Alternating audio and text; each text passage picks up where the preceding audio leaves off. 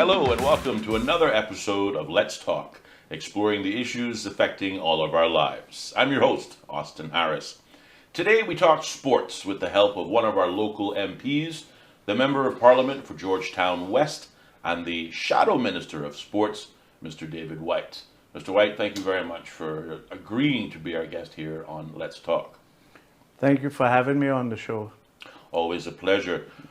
For the benefit of our younger viewers who are just getting to know David Wight, before you became a Member of Parliament, before you became a prominent business leader, you yourself were quite the sportsman. As a matter of fact, together with your twin brother, who he would say the better looking one, you were quite the cricketer. Talk to us a little bit about your background and tell us who you are.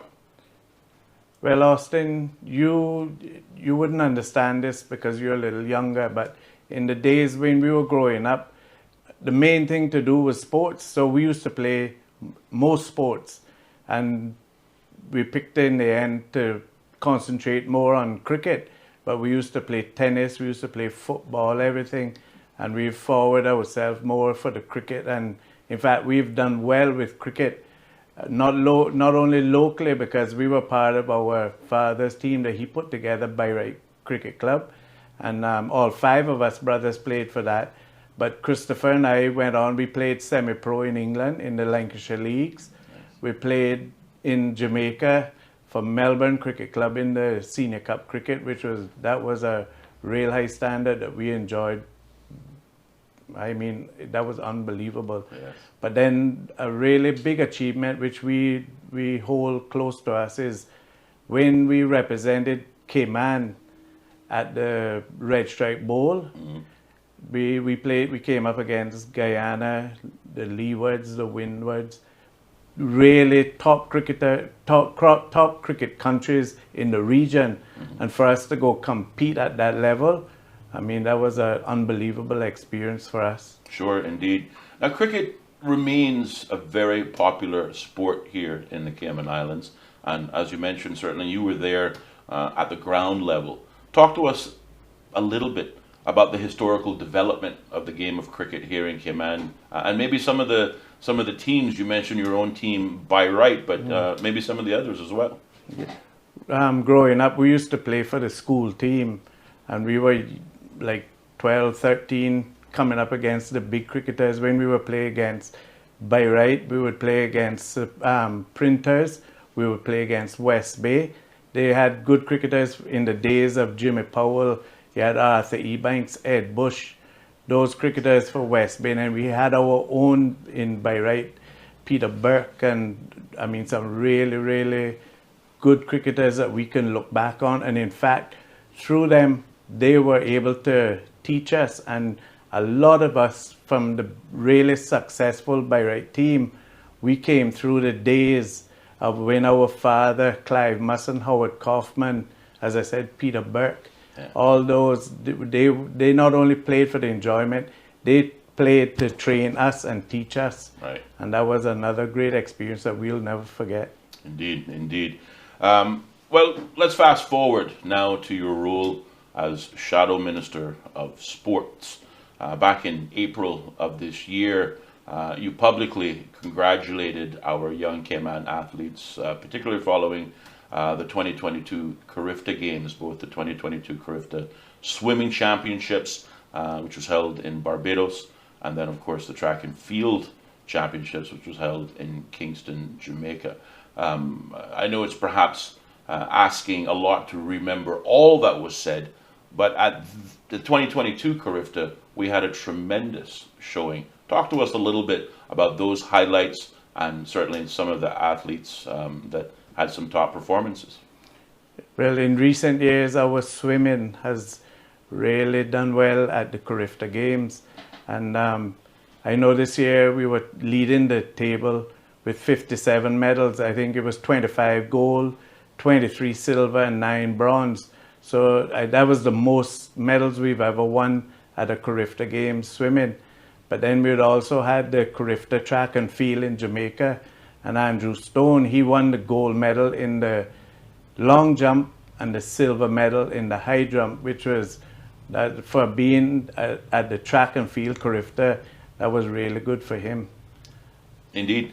Well, staying with swimming, during the recent Discovery Day holiday, British environmentalist Ollie Rush not only put the islands on the swimming map, but also, represented the nonprofit organization Plastic Free Cayman, bringing awareness to the dangers of plastic here in the Cayman Islands. Certainly, he set, I think, a fantastic time of 36 hours in the endurance open water swim. Talk to us a little bit about this fantastic accomplishment, and albeit not Caymanian, why we should all certainly applaud his efforts. Well, there's a couple of reasons why we should applaud his efforts, because not only is it the first time that a swimmer has swum round the island, and that's a great achievement there, so we have to congratulate him for that. But we also want to thank him for choosing Cayman to highlight the plastic free, the project he's on, and for us to be able to highlight plastic free Cayman, the issues and so on. So for him to choose Cayman to do this and highlight it, we want to thank him for that also. Yes, indeed. It was a tremendous performance. Again, as I say, 36 hours in the water, swimming around Grand Cayman. Very impressive, and certainly, if he's listening, congratulations to Ollie Rush and all of his supporters. Switching gears now to football, and that is, of course, the one played with the round ball and not that egg-shaped one. I know, as Shadow Minister of Sport, you maintain close relationships with the not-so-new Cayman Islands Football Association President, Mr. Alfredo Whitaker. The sport's had its share of problems in the Cayman Islands, but hopefully we've managed to turn that corner. Maybe you can tell us a little bit about, what's on the horizon for football in Cayman. Well, we've known Alfredo from time he first came here, and I know his love for football is, second to none. He just totally loves football, and he wants to put Cayman back on the map on the right way. He wants to, when he goes places and he talks about football, and he's the president of CIFA, it's always a negative thing right now, and he's trying to get a good image back for Cayman football. So I know we're in good hands with Alfredo as president, and he's trying to push the women's football. He's promoting that big, and he's pushing that forward. And then, as usual, he's always very there for the youth. Mm-hmm. That's another project of his that he's pushing, is the youth football, because that's the future for football. So I know with football, we're in good hands with Alfredo as the president. No, absolutely. I would have to second that. And I also understand, as it relates to youth football, he's looking at, I think, producing an internship program for young footballers to play it with some of the clubs or otherwise. Again, giving them that valuable experience. And that's what he wants to do, and he's making contacts abroad where he can send, the youth promising footballers off and get experience. And hopefully, in the days coming, we'll have a real top professional footballer from Cayman. That's his plans. And there's no reason why he can't accomplish it. I would just like to also mention, going back to cricket, we talking about in good hands. We are in good hands right now because we just got a new technical director, and it's the first time that cricket in Cayman has a former test cricketer as a technical director. We had a regional cricketer who played for Trinidad, Theo Cuffey. He was our technical director, but we have a test cricketer, David Bernard Jr. He's now here. He's only been there a couple of weeks, and he's already been into the schools. Wow. He's working very close with Gloria Bell. She's got a new position that does sports in the schools, and he's working with her, and he's working very close we have some coaches that deal with from youth, high school, and primary. We have Benji, Frankie, and we have Dalbert. The three of them are working very close with David Bernard Jr. And so I know, and with Sheila, who is the lady part of the association and ladies cricket, the future for cricket is back rising. Outstanding, outstanding. Well, speaking of sports that are played with a ball, I understand there's a new sport on the horizon, something called pickleball. Tell us a little bit about that. What's it all about? Well, I used to see this sport on TV, for a couple of years now, and it was interesting to look at it, but it's here in Cayman now, and it's at 3. They have courts at the Ritz, Holiday Inn, and there's another one. There's 3 places that they have courts that they play at now. They have it's estimated, over 500 people right now playing pickleball, and that is, in the short space of time it's in Cayman, to reach over 500 players is incredible. And then I know that there are a group of people which is being led by Jerry Beck. Mm-hmm. They are planning to put together 12 courts by the cricket field across there where the traffic light is, across from the cricket field. They want to build a facility there which will eventually have like restaurants and so on. Nice. But it'll be 12 pickleball courts.